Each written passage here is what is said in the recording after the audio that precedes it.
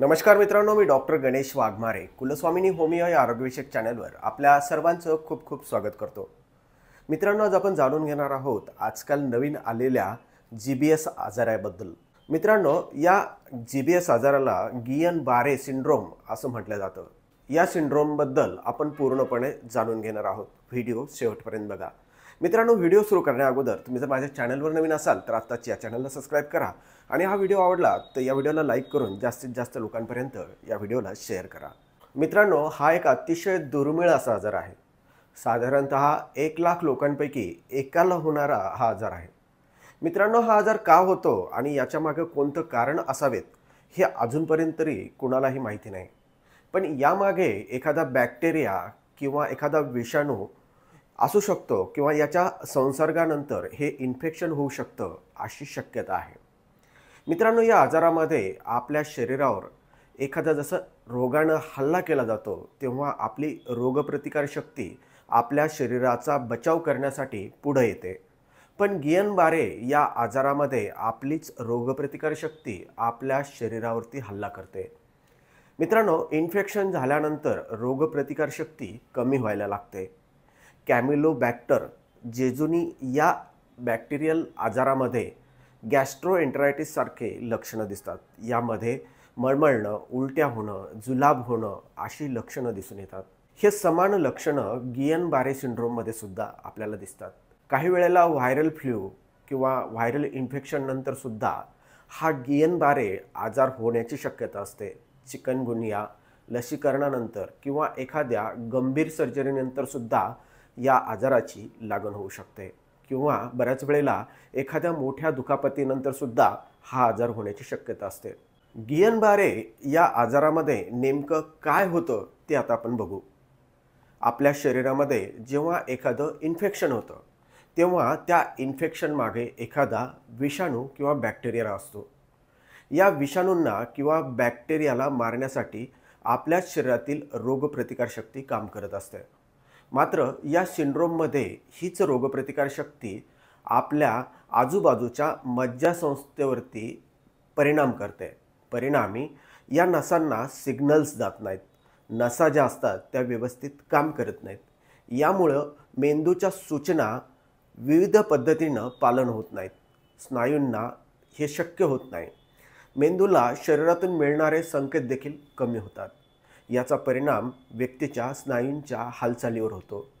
तसंच नियंत्रण राखणाऱ्या गोष्टींवरती होतो, जसं की वेदना आहेत, तापमान आहे, स्पर्श आहे इत्यादीची जाणीव करून देणाऱ्या ज्या नसा असतात यांच्यावरती हा परिणाम होतो। जेव्हा जीबीएसची लागण होते तेव्हा आपल्या शरीरामध्ये थकवा निर्माण होतो।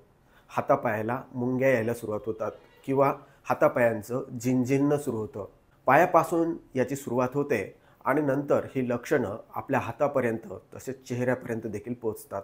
काही लोकांना पाठदुखीसारखी लक्षणं या आजारामध्ये दिसतात। यामध्ये स्नायू जे असतात ते कमकुवत होतात, हातापायातील त्राण निघून जातं, तेथील संवेदना देखील कमी होते। यामुळं बऱ्याच लोकांना श्वास घ्यायला देखील त्रास होतो, अन्न गिळायला त्रास होतो। मित्रांनो, हा आजार जो आहे कोणत्याही वयातल्या व्यक्तींना होऊ शकतो। पण त्यातही जे लोक वयानं मोठे असतात म्हणजे प्रौढ असतात अशा लोकांना या आजाराचा लवकर प्रादुर्भाव होऊ शकतो। मित्रांनो, हे सर्व WHOचं सांगणं आहे। गियन बारेच्या रुग्णामध्ये अतिशय गंभीर आजार देखील उद्भवू शकतात। यामध्ये पॅरालिसिस किंवा श्वास लागणं किंवा श्वास घ्यायला त्रास होणं किंवा गंभीर परिस्थिती निर्माण होणं अशी मेजर लक्षणं या आजारामध्ये दिसून येतात। मात्र यातूनही हा आजार सहजपणे बरा होऊ शकतो याचे देखील अनेक उदाहरणं आहेत।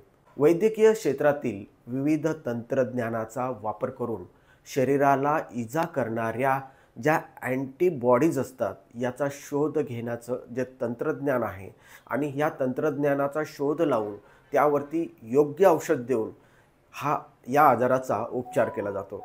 या आजारामुळं घाबरून जाण्याचं कारण नक्कीच नाही। अमेरिकेतील संशोधनानंतर असं आपल्याला दिसून आलं की हा आजार फक्त दूषित पाण्यामुळे होतो। सहसा अस्वच्छ पाणी किंवा दूषित पाणी या आजाराला कारणीभूत आहे।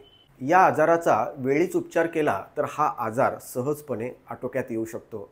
या आजारामध्ये हातपाय गळून जाणं, उलट्या किंवा जुलाब होणं, अशक्तपणा येणं किंवा अशक्तपणामुळं उठता बसता न येणं अशा प्रकारचे प्रमुख लक्षणं दिसतात.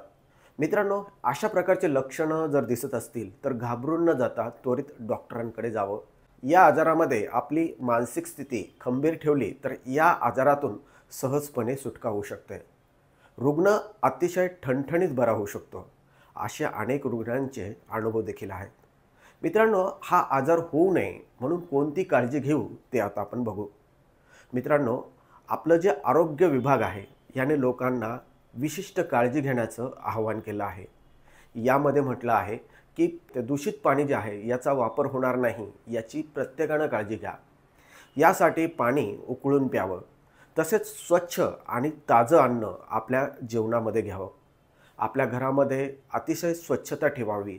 घाण होणार नाही याची काळजी घ्यावी. शक्यतो बाहेरच्या उघड्या जागेवरचं अन्न खाणं टाळावं. मित्रांनो, या प्रकारची जर काळजी तुम्ही घेतली तर निश्चितपणे GBS आजारापासून तुम्ही सहज दूर राहू शकता. चला तर मित्रांनो, हा छोटासा व्हिडिओ तुम्हाला आवडला असेल तर या व्हिडिओला लाईक करा. तसंच जास्तीत जास्त लोकांपर्यंत या व्हिडिओला शेअर करा. माझ्या चॅनलवर नवीन असाल तर आत्ताच्या चॅनलला सबस्क्राईब करा. जय हिंद, जय महाराष्ट्र.